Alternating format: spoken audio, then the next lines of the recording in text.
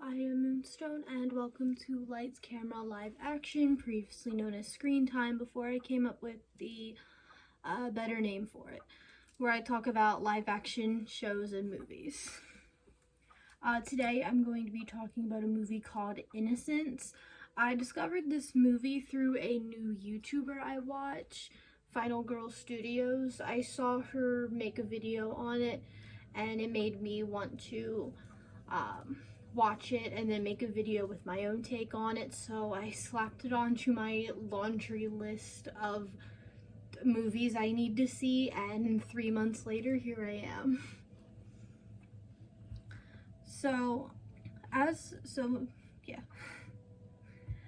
As the credits roll, we see rushing water. We see more credits and more water. This goes on for a few minutes.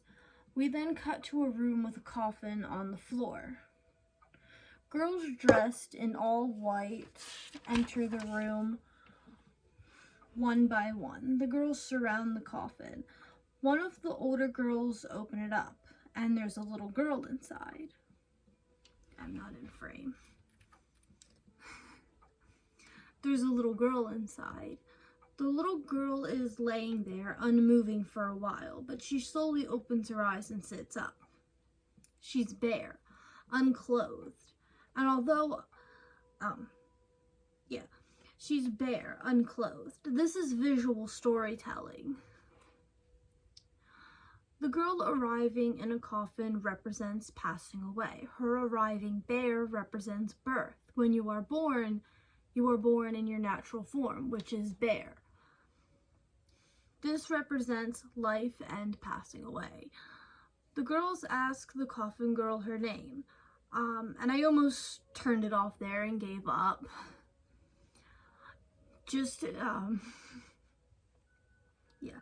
I almost turned it off right then and there and gave up and didn't make this video because it was in another language, which normally isn't a problem. Valerie in her Week of Wonders was in another language, and so was Portrait of a Lady on Fire. It was in French. And some of the anime that I do see, there are no dubs available, so sub is the only option. I'm fine watching things in subtitles, but this movie was so hard to find. And when I found it, it was in another language, and the subtitles were in Spanish, and they wouldn't let me put my subtitles on the video because there was already Spanish subtitles on it, and I couldn't find this movie anywhere else. So I'm hearing one language and I'm reading another. I had an A in Spanish when I was in school, so I kinda know how to read it. I'm not fluent in it, so I will mostly, making this video, I will mostly be going off of visuals, what I see, because I'm going to be hearing another language and reading another one that I'm not 100% fluent in, but I know kind of. The girls ask for her name. Iris, she says. The girls then introduce themselves and take Iris to get dressed. All the girls have their hair in pigtails or braids with different color ribbons. Different color ribbons, red to purple. The youngest get red, and then we go down to the rainbow until you get to purple for the oldest. The girls' uniforms are all white, which is usually used to symbolize, purity, innocence, hope, birth, new beginnings, all that fine stuff. Iris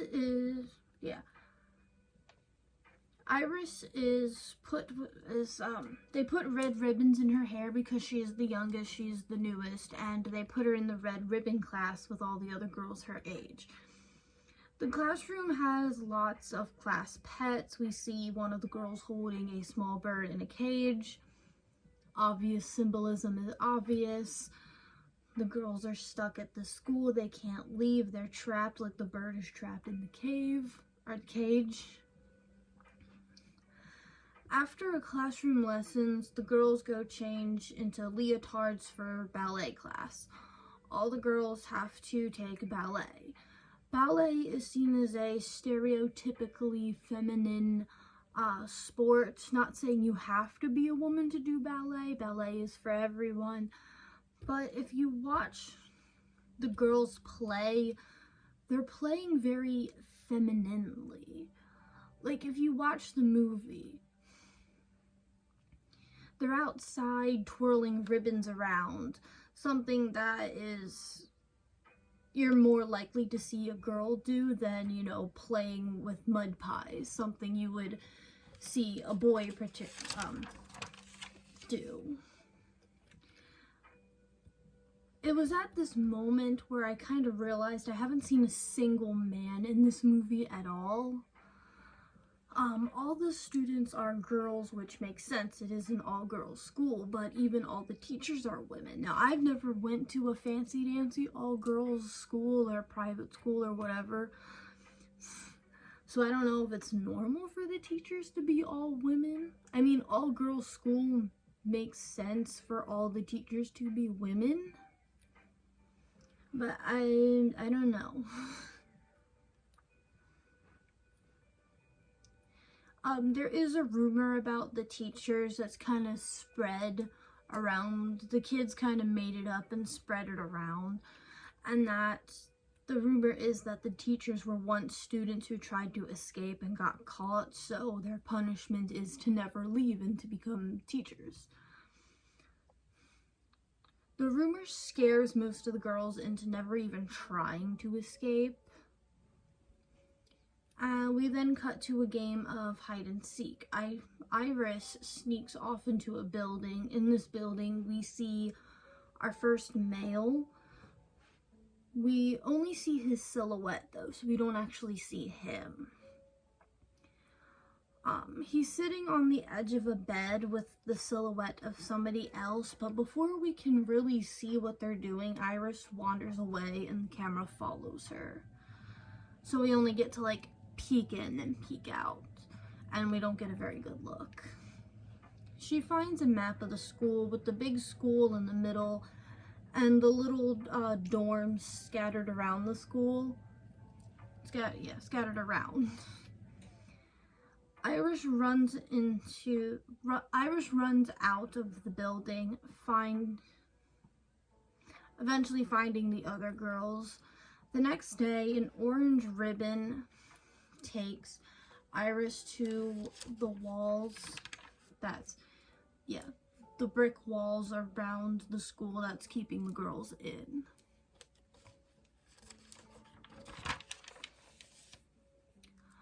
On these brick walls are drawings that were done by the girls at the school. Iris asks the orange ribbon girls something about Bianca. Bianca is the oldest. So in the dorms, there's about 5 or 6 dorms, and each one has a girl with one ribbon. So it's not like the red dorm or the orange dorm or like that. You have one girl of each ribbon, red to purple, all share a dorm together. And pretty much, there's one help, there's like one adult in there with them, but it's mostly relying on the purple ribbon girls, the oldest, to take care of the little kids, much like how the oldest child usually has to take care of all the youngest ones while the parents do whatever. But anyway, the purple ribbon girl in our dorm, or in Iris's dorm, is named Bianca. So Iris asks the orange ribbon girl something about Bianca. Again, I can't fully understand the subtitles. I can only read certain words and then guess what they're trying to say through the words I can understand. This makes the orange ribbon girl mad because she starts hitting Iris with sticks.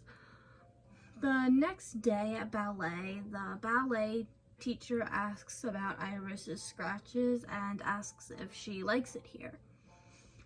She lies and says she likes it here. We then cut to the next scene. Iris and her fellow red ribbon friend are by the dock, and there's a boat tied to it. The girls are talking about escaping.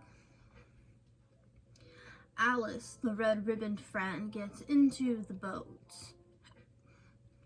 and tries to convince Iris to join her. Iris refuses, afraid of getting in trouble, I assume. Alice begins to row away, but then she looks down. Her boat is filling with water. The camera slowly pans down into the water, and then when it comes back up, it's raining and Alice is nowhere to be found.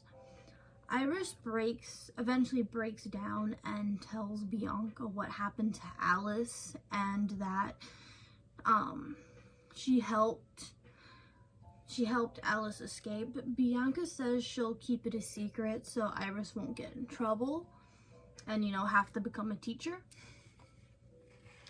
The whole school watches as Alice's coffin is burnt. At dinner, the ballet teacher begins to break down. Another teacher tells her to keep it together, and the blue-haired ribbon, our blue-haired ribbon girl that's in the dorms, talks to both teachers about ballet. She talks to another teacher about it, a different one. This one has a cane. The blue ribbon girl wants to get picked by the headmistress. We learn that the headmistress comes down to the school once a year and watches the blue ribbons dance, and then she picks one for something. The teacher says something along the lines of, "Don't get your hopes up." This upsets our blue ribbon, and we see, this upsets one of our blue ribbon. We cut to another scene. We see one of the teachers practicing taxidermy. She's taxidermying a white butterfly, and if Animal Crossing taught me anything, it's that those butterflies are called common butterflies, but their type does not matter. It's the color. They're white butterflies, just like the school uniforms. The girls are forced to go to the school. They are unable to leave until their purple ribbons. So that's a good red, orange, yellow, green, blue, purple. 6 years. They're stuck at the school for 6 years before they're allowed to escape, assuming they get new red ribbons every year.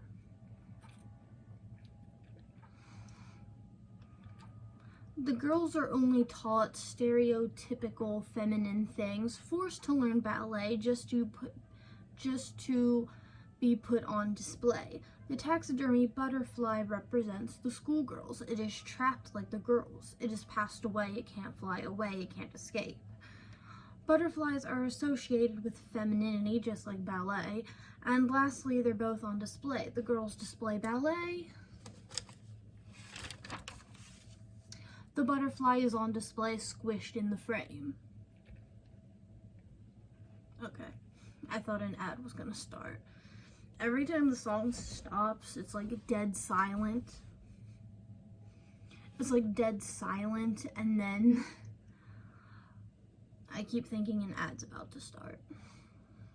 Anyway, we cut to the recital.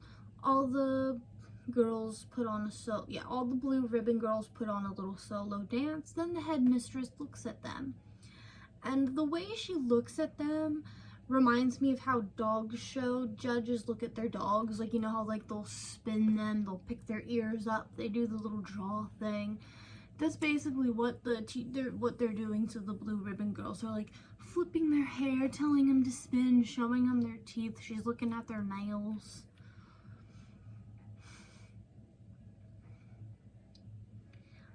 Our blue ribbon girl is not picked.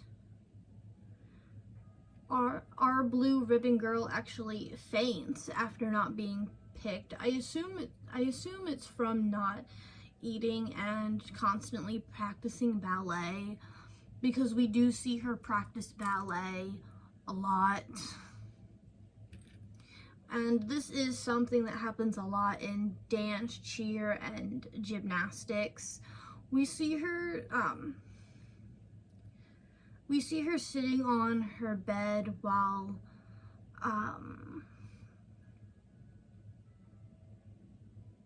we see her laying in her bed. We keep cutting between her laying in her bed and the wall, the brick wall, keeping the girls in.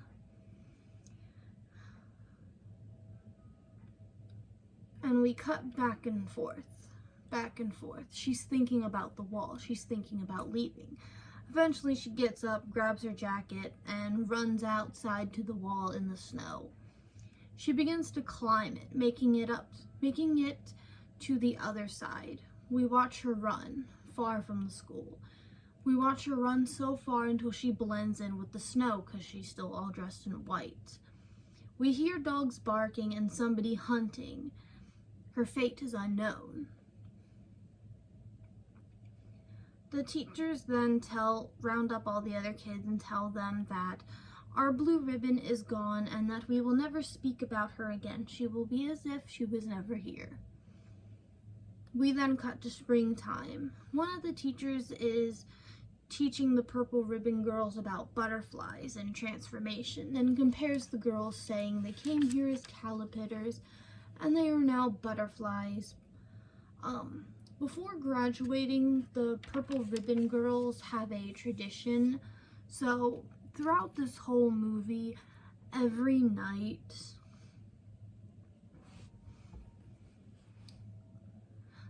the purple ribbons go into this small building together and they never talk about whatever's going on in there. They just all gather around, go in there, and then come back at some other time. But since they're graduating, each purple ribbon takes their blue ribbon from their dorm to this secret room inside a grandfather clock. But remember, we just watched one of the blue ribbons run away, so someone had to come empty-handed. And I'm kind of surprised none of the teachers say anything, since it is the purple ribbon's responsibility to take care of the other ribbons, like how the oldest is always in charge when the parents aren't home. The purple ribbon have to take care of the others in the dorm. Through the grandfather clock, down the stairs through the clock is a studio. And we see butterfly wings hanging up. And they look like common butterfly wings, the one that the teacher was putting in the frame. The girls are then dressed like ballerinas with butterfly wings, and they are just sent out on stage. They perform as well as you think a bunch of elementary kids would perform, and one of them ends up falling twice. They're performing for a bunch of men who are obscured by the shadows. One of the men actually throws a rose on stage at one of the girls, calling her the prettiest. She then takes the rose and puts it into one of her straps, like how an exotic dancer would with $1 bills. We find out this is how the school is funded, by shadowy men watching girls dance. After the show, it's time for Bianca, our purple ribbon, to graduate. She hugs and kisses everyone goodbye. All the purple ribbons are brought to one room. The teacher pulls out a box. They all take their ribbons out and they put them in the box. They are all led into a train. Back at school, the girls are opening a coffin, just like Iris was in. And just like Iris and all the girls before her. And there's a girl inside. The cycle begins again. The train stops and the girls are led up some stairs and are led upstairs and to a new teacher we've never seen before. The girls, I just read that. The girls are led outside of a building. Outside there are giant fountains, and the girls begin to crawl in and play in the water, unaware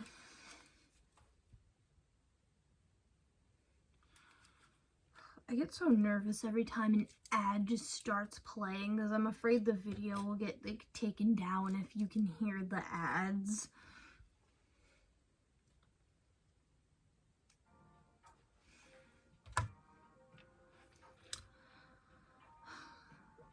Let's see, there are giant water fountains. The girls begin to crawl in and play in the water, unaware that that's socially unacceptable. It's almost as if they never lost their innocence, the whole point of the movie. You know, it's almost like they never lost their innocence being tucked away at a school for 6 years, assuming they get new kids every year. A boy sees them and takes full advantage of this. Yeah. A boy sees this and, taking full advantage of Bianca's innocence, hops into the fountain with her. The camera then pans over the gushing little, the fountain, the part that gushes. I don't know if that has like a certain name or something, but the camera pans over it and slowly falls onto it until all you see are bubbles. Yeah, all you see are rushing water and bubbles, like we saw at the beginning. And that's the end of the movie. Arm hurts from holding my script open because I have to physically write my scripts down now. But yeah, that's the end of the movie. The cycle has continued. Yeah, the ending now matches the beginning. Thank you guys so much for watching, and I'll see you guys next time. Bye!